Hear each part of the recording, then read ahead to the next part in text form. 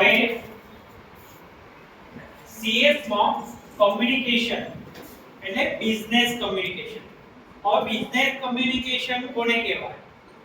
તો business communication is a vital process of exchanging information, idea within and outside organization to achieve business goal. હવે business communication શાના માટે હોય? Business goal achieve કરવા માટે. It involves verbal, written and digital form interaction between employee, management, customer, partners. પછી છે written એમાં facilities decision and collaboration, transparency and overall process in success. હવે બિઝનેસ શા માટે આપણે કરતા હોઈએ? એમાં કઈ સક્સેસ અચીવ કરવા માટે બિઝનેસ ખાસ હોય છે. હવે બિઝનેસ અચીવ કરવા માટે તમારું કોમ્યુનિકેશન જવાબદાર છે. તમારો બિઝનેસ હજુ સ્ટ્રોંગ લેવલે પહોંચાડવા માટે ઘણી બાબતો ઇમ્પેક્ટ કરતી હોય. હવે પછી છે types of business communication. Types of business communication ચાલુ છે. કયા કયા પ્રકારના બિઝનેસ કોમ્યુનિકેશન હોઈ શકે? એક બિઝનેસમેન તરીકે, એક તમે એક મેનેજમેન્ટ ના તौर પર આપણે એક બિઝનેસ કોમ્યુનિકેશન આપણી જોડે ડેવલપ હોવું જોઈએ. તમે પ્રાઇવેટ સેક્ટરમાં પ્રાઇવેટ કંપનીમાં બી કામ કરો પણ તમારા જોડે બિઝનેસ કોમ્યુનિકેશન સ્કિલ ડેવલપ હોય તો તમારું પ્રમોશન, તમારું અચીવમેન્ટ વધારે તમારું પણ પ્રમોશન થાય, તમારું બિઝનેસમાં ગ્રો થાય. જેમ કે ગૂગલના જે સીઈઓ છે એમની કોમ્યુનિકેશન લેવલ કેવું હશે? બરાબર. જેવી રીતના એસબીઆઈ, પછી એક્સિસ બેંક, એવી ઘણી બધી બેંકો છે એની અંદર બી સીઈઓ ગ્રેટ પોઝિશન ઉપર હોય, એનું બિઝનેસ કોમ્યુનિકેશન સ્ટ્રોંગ હોય તો એ કંપની, એ સેક્ટર, એ ઓર્ગેનાઇઝેશન ડેવલપ થાય. અને એનું બિઝનેસ ડેવલપ થાય તો કંપની કે સેક્ટર ડેવલપ થવાનું જ છે. તો તમારામાં કયા ટાઈપની સ્કિલ હોવી જોઈએ? Types of business communication. એક તો ઇન્ટરનલ કોમ્યુનિકેશન. તમારું ઇન્ટરનલ કોમ્યુનિકેશન સ્ટ્રોંગ રહેવું જોઈએ. Information exchange among individual organization including employee management અને management employee. એની વચ્ચે તમારું કોમ્યુનિકેશન સ્ટ્રોંગ હોવું જોઈએ. ઘણીવાર તમારે જોવાનું બિઝનેસ કોઈ સેક્ટર હોય, કોઈ કંપની હોય, કોઈ ઓર્ગેનાઇઝેશન હોય, નવો કેન્ડિડેટ આવ્યો હોય 2 થી 3 વર્ષમાં ટોપ પોઝિશનમાં હોય, પણ જ્યારે 20 વર્ષથી જે જોબ કરતો હોય એ એની એક પોઝિશનમાં હોય. તમારે જોવાનું ઘણી જગ્યાએ આવું જોવા મળતું હશે.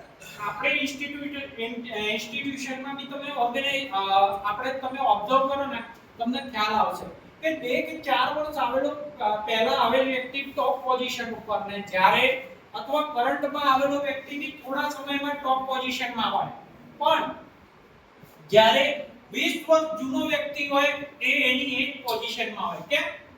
કોમ્યુનિકેશન સ્કિલ ડેવલપ હોય કે તમારે એમ્પ્લોયની સાથે, એમ્પ્લોય પછી ઓર્ગેનાઇઝેશન સાથે, એવી જ રીતના એમ્પ્લોય ટુ મેનેજમેન્ટ અને મેનેજમેન્ટ ટુ એમ્પ્લોય. દાખલા તરીકે હું એમ્પ્લોય હોઉં તો મેનેજમેન્ટ જોડે મારું કોમ્યુનિકેશન કેવું હોય? હું એમ્પ્લોય છું, મારી જોડે બીજા કલીગ હોય એ બી એમ્પ્લોય કહેવાય, એમની જોડે મારું કોમ્યુનિકેશન કેવું હોવું જોઈએ? એક મેનેજમેન્ટ છે એ મારી જોડે કેવું કોમ્યુનિકેશન કરે? આ ત્રણેય જો સરસ રીતે કામ કરે તો આપણી જે સંસ્થા છે, આપણી જે કંપની છે, આપણી પરિસ્થિતિ છે એ ડેવલપ થાય. બરાબર? અને એ સારો, એનાથી બેનિફિટ શું થાય? બિઝનેસ જો આગળ વધે તો એક એમ્પ્લોયનો બેનિફિટ શું? એની સેલેરી ગ્રો થાય. મેનેજમેન્ટનો શું? મેનેજમેન્ટ એવું સમૃદ્ધ બને જે પહેલા 10-20,000 માં કામ કરતા હોય 50,000 માં કામ કરે, અને 50,000 વાળા બી આવું સ્ટ્રોંગ કોમ્યુનિકેશન અને સારો બિઝનેસ ડેવલપ કરે તો 1 લાખ 2 લાખ સુધી પહોંચે. બરાબર? મોટી કંપનીઓ 30 લાખ 40 લાખ 50 લાખ 5 કરોડમાં હાયર કેવી રીતના કરે? આના માટે કોમ્યુનિકેશન જવાબદાર. શરૂઆતમાં તમને હાયર કર્યા હોય 50,000 માં, એક બાલાજી વેપર્સની જે ઓનર છે જે 40 લાખ 50 લાખમાં 40,000 50,000 માં એમ્પ્લોયની સેલેરી આપતા હતા ટોપ લેવલમાં. એને 1 કરોડ સુધી પેકેજ આપતા કેમ થયા? કારણ કે બિઝનેસ ગ્રો વધારે થયો, બિઝનેસ ગ્રો વધારે થયો કે કમ્યુનિકેશન સિસ્ટમ એમને જવાબદાર છે. કમ્યુનિકેશન સિસ્ટમ સ્ટ્રોંગ હોય તો 100% તમારી જે તે સંસ્થા તમે ઉભો કરેલું કોઈ બી ઓર્ગેનાઇઝેશન છે 100% અપ જાય. પછી છે એક્સટર્નલ કમ્યુનિકેશન. એક્સટર્નલ કમ્યુનિકેશન કયું થાય? Information shared between the business active parties such customers, client, investors, partners and general public. એમાં તમારું કમ્યુનિકેશન સારું હોવું જોઈએ. માની લો કે આપણી સંસ્થા છે, આપણી સંસ્થાનો રિપોર્ટ સારામાં સારો હોય, આપણી સંસ્થાનો રિપોર્ટ સારામાં સારો હોય તો બીજી બધી કોલેજ કરતા આપણી કોલેજમાં એડમિશન વધારે થશે. કે માર્કેટમાં આપણું કમ્યુનિકેશન સ્ટ્રોંગ છે. માર્કેટમાંથી જે સ્ટુડન્ટો આપણે અહીંયા સ્ટડી કરે છે, સારા પેકેજમાં જોબ અચીવ કરે છે, આગળ બહુ ડેવલપ થાય છે. એટલે ગોલ શું થાય કે જનરલ પબ્લિકને માઇન્ડ સેટ એવું હોય છે કે આ ઇન્સ્ટિટ્યૂટમાં જો જે સ્ટડી કરશે તો એનો સારામાં સારો ડેવલપમેન્ટ થાય છે. પછી achieve business goal. achieve business goal એમાં it is fundamental mechanism coordination effort achieve organization and objective. એના પછી છે enhance productivity, effort communication boosts teamwork, improves employee engagement and errors leading productivity. હવે તમે કસ્ટમર સાથે તમે એને અધર વ્યક્તિ સાથે સારું કમ્યુનિકેશન કરો તો તમારો સારો બેનિફિટ થાય. પછી છે ફોસ્ટર સ્ટ્રોંગ રિલેશનશિપ. એમાં સ્ટ્રોંગ રિલેશનશિપ જવાબદાર છે. It builds trust reporting among employee, train customers loyalty and maintaining positive relationship with partner and stakeholders. એટલે એ બધા સાથે રિલેશનશિપ મજબૂત કરવી પડે. પછી છે